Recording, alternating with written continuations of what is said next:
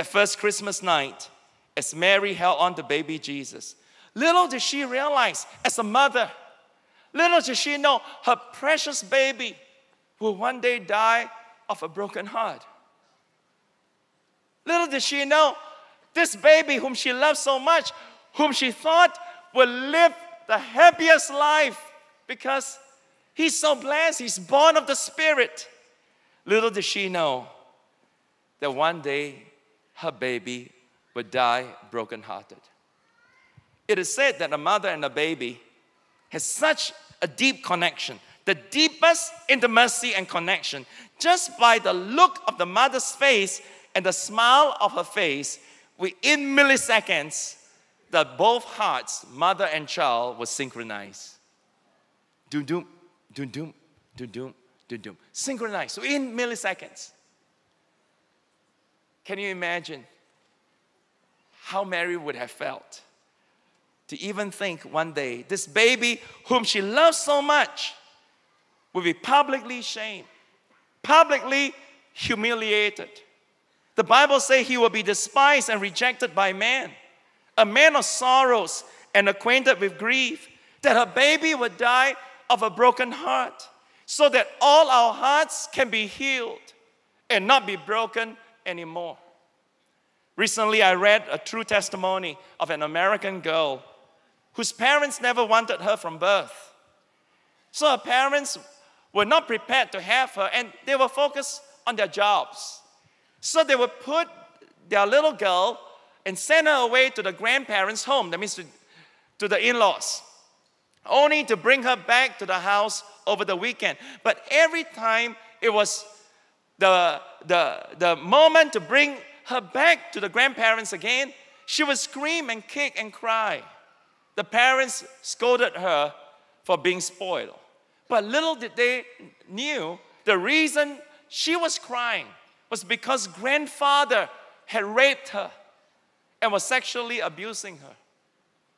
This went on for so many years, the sexual abuse, that he was still doing it even way into her adolescent years. Then one day a church pastor came for a home visit. While no one was looking, he took advantage of her. As a teenager, she went to school and the school teacher molested her. Right after she graduated from college, she wanted to find security in older men. So the first guy that proposed to her, she married him. She thought this is going to be a great guy. Little did she know he was a compulsive gambler, severely in debt. He would abuse her, beat her when he's drunk, and to pay off his debt, he would cause her to be force her into prostitution, to sleep with other men.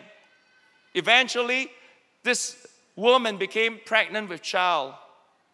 The husband didn't want the child, so would kick her in the stomach, beat her up, abuse her continuously. Finally, when it's time for the child to be delivered, she pleaded with her husband, please take me to the hospital.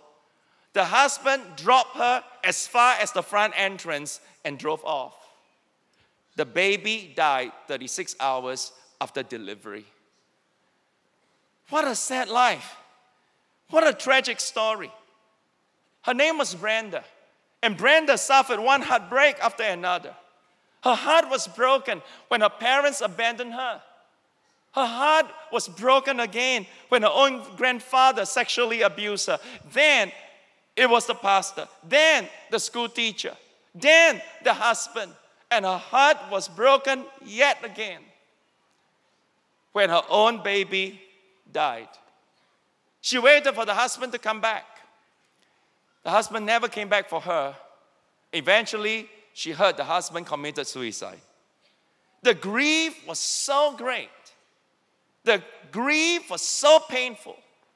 She had a nervous breakdown to the point of going mentally insane, because who in this life can take this kind of tragedy?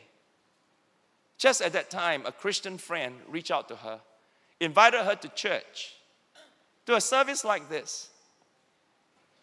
That service, Jesus' love touched her so deeply. And she realized that Jesus Christ, the Son of God, died on the cross, and he too died of a broken heart. That when Jesus hung on that cross, he didn't die from the physical pain of being hung on the tree. He died for a broken heart for you and me. That day she received Jesus Christ, and a healing process began. Jesus healed her of her anger toward life, her distrust toward man, and healed her of a deep sense of shame and worthlessness.